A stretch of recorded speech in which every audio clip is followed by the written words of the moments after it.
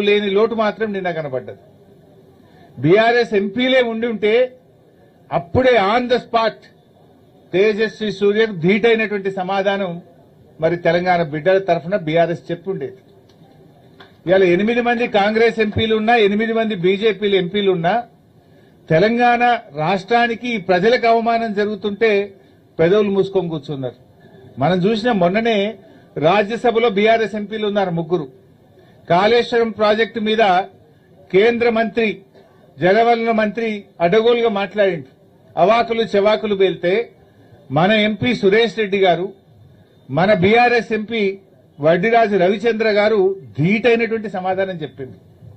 కేంద్ర మంత్రి నోరు మూపించేటువంటి విధంగా కాళేశ్వరం ప్రాజెక్టు తెలంగాణకు వరప్రదాయని, నువ్వు పిచ్చి పిచ్చి మాటలు అవగాహన లేకుండా మాట్లాడుతున్నావని అదే సభలో ఉన్న బీఆర్ఎస్ ఎంపీలు స్పీకర్ గారిని కలిసి ఒప్పించి టైం తీసుకొని రికార్డు సరిచేసిండ్రు. కేంద్ర మంత్రికి ధీటైన సమాధానం చెప్పిండ్రు.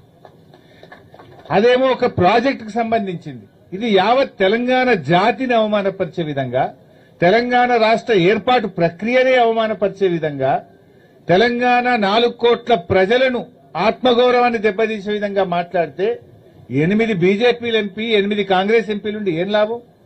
ఎందుకు పెదవులు మూసుకున్నారు అని నేను అడుగుతా ఉన్నా. అంటే దిష్టి బొమ్మల్లాగా కూర్చున్నారు మీరు. అంటే మీకు తెలంగాణ బాధ్యత లేదా? నిజంగా రాజ్యసభలో బీఆర్ఎస్ ఎంపీలు ఉంటే తిప్పికొట్టిరు. ఇలా లోక్సభలో బీఆర్ఎస్ ఎంపీలే ఉండుంటే తేజస్వి సూర్యకు మూతి బగిలే విధంగా సమాధానం చెప్పుండేవాళ్ళు. ఇది స్పష్టంగా అర్థమవుతుంది. బీఆర్ఎస్ లేని లోటు ఇలా మనకు స్పష్టంగా కనబడతా ఉంది. ఇప్పటికైనా నేను బీజేపీని ఒకటే డిమాండ్ చేస్తా ఉన్నా, బేషరతుగా తేజస్వి వ్యాఖ్యల మీద క్షమాపణ చెప్పండి తెలంగాణ ప్రజానికానికి.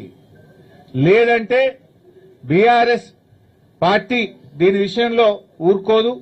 బీజేపీ కూడా ఆలోచించుకోవాలి. తెలంగాణ ఆత్మగౌరవాన్ని దెబ్బతీసిన పార్టీగా, తెలంగాణ ప్రజల మనోభావాల్ని గాయపరిచిన పార్టీగా మీరు నిలబడాల్సి వస్తుంది. ప్రజలు మీకు తగిన గుణపాఠం చెప్తారు.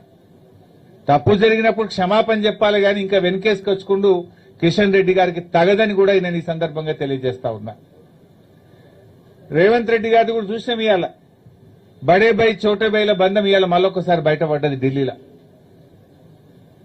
రేవంత్ రెడ్డి గారు మొన్న రాష్ట్ర పార్లమెంట్లో బిల్లు పాస్ విషయంలో, లోక్సభ సీట్ల పెంపు విషయంలో హైబ్రిడ్ విధానం అని చెప్పి ఒక విధానం తెచ్చిండు.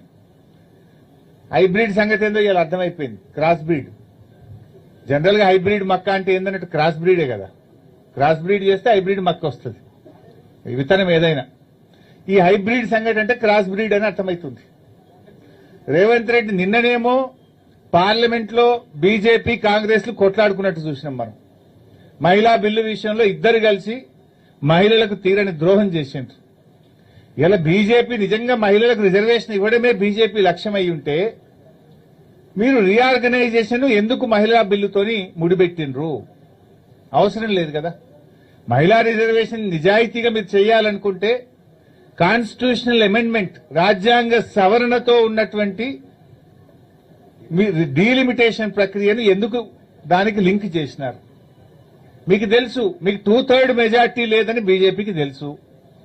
మరి డీలిమిటేషన్ బిల్లు పాస్ కావాలంటే 2/3 మెజారిటీ ఉంటేనే పార్లమెంట్ లో బిల్లు పాస్ అవుతుంది. లోక్సభలో బీజేపీకి 2/3 మెజారిటీ లేదని బీజేపీకి స్పష్టంగా తెలుసు. 2/3 కావలసినటువంటి ఆల్మోస్ట్ 68 సీట్లు బీజేపీకి తక్కువగా ఉన్నాయి. మరి తెలిసి బీజేపీ ఎందుకు పెట్టింది అంటే రాజకీయంగా పెట్టింది. బీజేపీకి చిత్తశుద్ది లేదు. మహిళా రిజర్వేషన్ తెచ్చే విషయంలో బీజేపీకి చిత్తశుద్ది ఉండుంటే డీలిమిటేషన్ ప్రక్రియకు మహిళా బిల్లుకు ముడిపెట్టకూడదు. మీరు ముడిపెట్టినారంటేనే మీకు నిజంగా బిల్లు పాస్ అవ్వడం, మహిళలకు రిజర్వేషన్ రావడం విషయంలో బీజేపీకి చిత్తశుద్ది లేదు అనేటువంటి విషయం అర్థమవుతా ఉంది. మీకు 2/3 లేదని తెలుసు కదా. ఇలా కాంగ్రెస్ పార్టీ కూడా దాగుడు మూతలాడుతూ ఇవాళ మహిళల విషయంలో 2 పార్టీలు దొందే. కాంగ్రెస్ బీజేపీలు ఇద్దరు కలిసి ఈ దేశ మహిళలకు ఇవాళ తీరని అన్యాయం చేసిండ్రు. మహిళా బిల్లు విషయంలో 2 రాజకీయ పార్టీలు కలిసి నాటకాలు ఆడుతా ఉన్నాయి. ఈరోజు ఇవాళ రేవంత్ రెడ్డి గారు కేంద్ర మంత్రి శ్రీనివాస్ వర్మ ఇంటికి టిఫిన్కి పోయింది, బ్రేక్ఫాస్ట్. ఒకవైపు ఏం జరుగుతుంది? బీజేపీ ఏమో మహిళా బిల్లుకు కాంగ్రెస్ మద్దతు ఇయ్యలేదు, కాంగ్రెస్ నాయకుల ఇండ్లు ముట్టడించండి అని బీజేపీ పిలుపునిస్తుంది.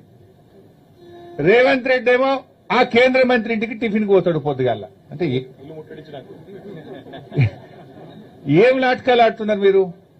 ఇదే కేంద్ర ప్రభుత్వం కాంగ్రెస్ ఎంపీలో ఇల్లు ముట్టడి అంటది, అదే కేంద్ర మంత్రి ఇంటికి రేవంత్ రెడ్డి భోజనానికి పోతాడు. అంటే నీ హైబ్రిడ్ సిద్ధాంతం ఇదేనా? ఇక నీ క్రాస్ బ్రీడ్ సిద్ధాంతం ఇదేనా? నాకైతే ఆ రాహుల్ గాంధీకి సోనియా గాంధీ గారికి అర్థమవుతుందో లేదో నాకు అర్థమైతలేదు. ఈ క్రాస్ బ్రీడ్ సిద్ధాంతంతో ఈ రేవంత్ రెడ్డి చేసే ఈ హైబ్రిడ్ పనులతో కాంగ్రెస్ పార్టీ బతికి బట్టగట్టదా? కాంగ్రెస్ సిద్ధాంతం నిలుస్తుందా? అసలు ఆయన చెప్తున్నది ఏంది? ఇవాళ పొద్దున ఏడిపోయినావు నువ్వు.